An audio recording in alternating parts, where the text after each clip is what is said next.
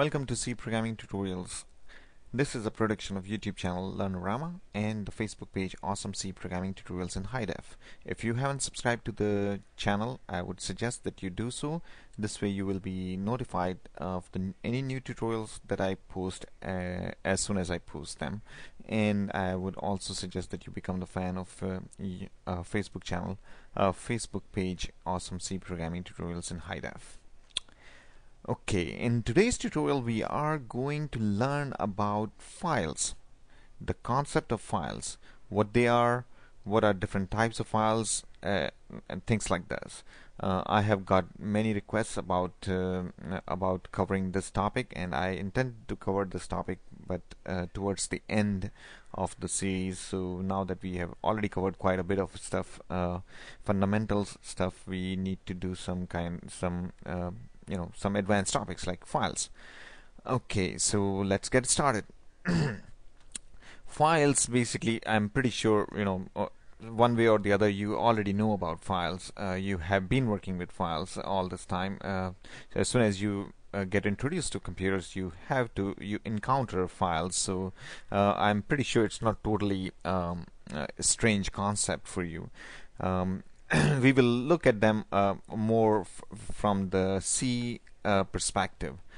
Before I start on file, I think it would be nice if I can draw some pictures here to explain why do we actually need files. Basically, we all know that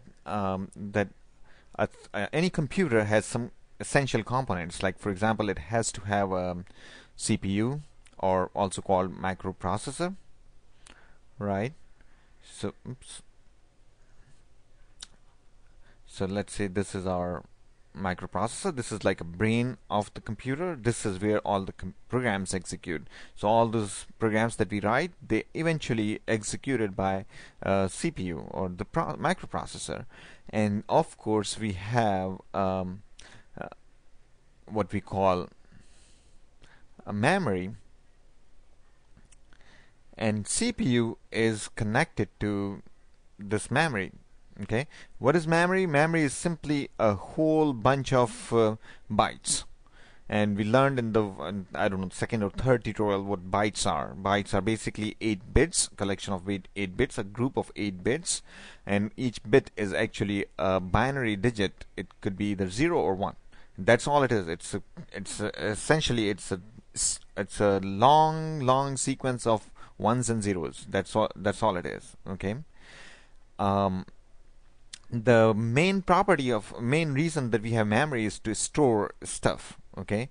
The only problem is that the storage, or we whatever we are storing here, like programs or data or whatever, all this is temporary.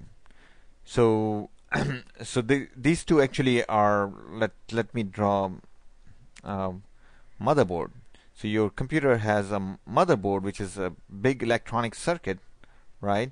And these two are present. Of course, there are like tons of other components on motherboard, but these two are very important components on any motherboard. And and you have to plug your computer in, apply power for these two components, or in the other components here, to start working.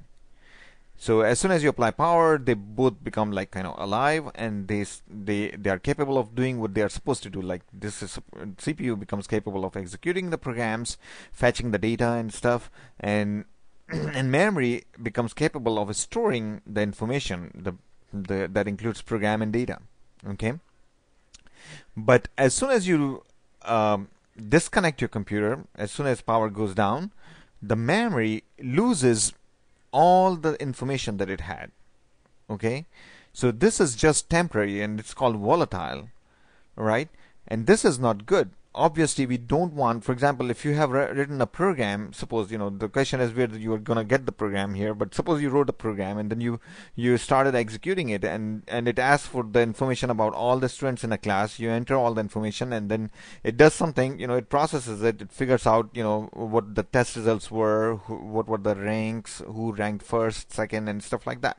Okay, you turn off, all the information is gone, all the students information, everything is gone. Okay, that's not good. This is not very practical. Okay, see, the computer won't be very useful if we just did that. So for this, we have to have some mechanism to store all this information into some permanent place, some place which does not require power to keep it stored.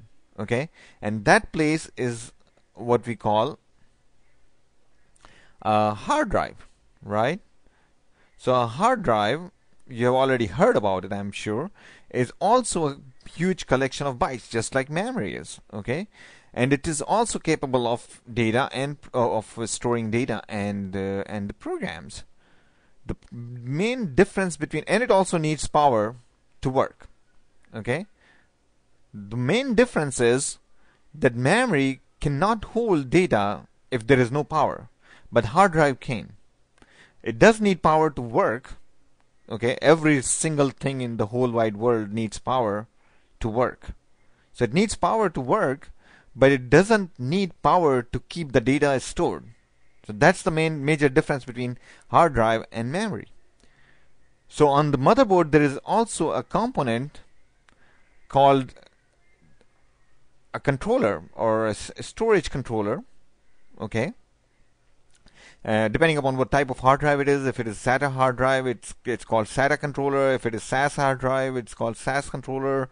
SCSI hard drive, SCSI controller, and so on. So depending upon the type of hard drive, this controller would be the controller that controls it. And there is a cable going between this controller and this hard drive that connects this hard drive to the motherboard, and then the CPU is connected to this controller. And this controller is also usually connected to almost always connected to the main memory also. And this controller helps transfer data back and forth between the CPU, memory, and hard drive. Okay, so when you power up your system, the power is applied to CPU, memory, and hard drive. The CPU is capable of reading the data from hard drive into the memory through this controller. Okay, so all the programs that you had written and everything, your operating system and all the programs that you wrote and all the programs that you bought or stole and everything, all these programs are right here. Okay, and these are brought into the memory through this controller, and then they are executed by the central processing unit or the microprocessor here. So this is all the whole concept. The reason about talking about all this is basically the memory is not enough because it's volatile, and as soon as the power goes down, the memory is gone. We need something to store this data and program permanently. Okay, and if you go to your command prompt, you can see the entire directory structure. Obviously, I'm sure you have done that. This is where, by the way, all of my programs are stored. All the programs that I write in front of you, this is the directory where I store. So if I do a dir, which is short for directory, it shows all the files in this particular directory. So these are files: main.cpp, main.o, makefile.win, etc. Now hard drives are basically a bunch of bytes. A file system actually categorizes or breaks it into sections, which we can actually, you don't want to be storing this. It's like a big book or big copy actually, and you have to write on it, and you just don't want to be writing all the to fill up wherever you find, because it will be very hard to find where you wrote something about, right? So it's a good idea to like break it into sections and then write in those sections. And files are like this. Files are actually a collection of bytes which can be given a particular name. So this is what the file are. Now there are two different major types of files. Actually there are many types of files, but broadly speaking there are two types of files. One is the text file, the other one is the binary file. A text file is the file that you can print or display on the screen. For example, main.cpp is a text file. If I do a type, you see the characters or my last program that I worked on. Okay, you see this, all these are printable characters. Main.o is not it's not a text file. Why is it not a text file? Because it has, look at the characters that it's printing. It's not printing the characters that are stored in it. It has binary data. These are called binary files. So this is all binary data. So main.cpp is a text file because you can look at it and you can understand what it has. Main.o is a binary file. You cannot understand what it has. It's mainly for computers. Okay, so these are the major distinctions between files as far as C is concerned. And in the next tutorial, we'll learn how to access those files. Thank you so much.